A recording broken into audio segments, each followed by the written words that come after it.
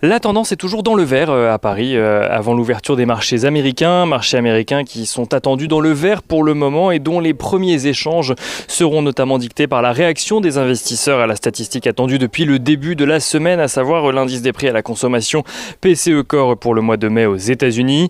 En attendant, les investisseurs ont pu se focaliser sur plusieurs statistiques en France et en zone euro. En France, dont les investisseurs ont pris connaissance ce matin des prix à la consommation qui font ressortir une inflation qui progresse à 1,4% sur le mois de mai sur un an contre 1,2% au mois d'avril. Sur un mois, l'inflation progresse en France de 0,3%.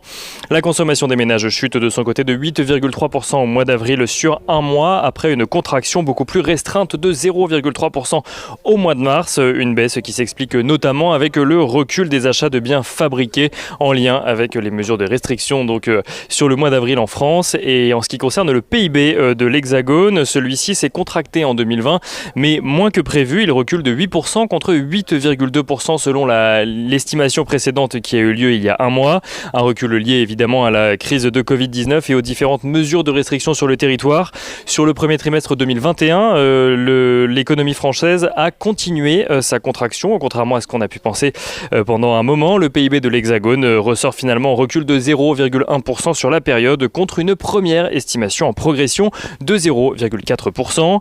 Et en zone euro, on note que la confiance des consommateurs ressort à moins 5,1 points au mois de mai après moins 8,1 points au mois d'avril, un niveau que l'indice n'avait pas atteint depuis octobre 2018 grâce à la réouverture progressive de l'économie et à l'accélération du rythme des vaccinations. Du côté des valeurs que les investisseurs pourront suivre à Wall Street cet après-midi, on note que Salesforce relève ses prévisions de chiffre d'affaires et de bénéfices pour l'ensemble de son exercice 2021 à la suite de la publication d'un chiffre d'affaires trimestriel meilleur que prévu.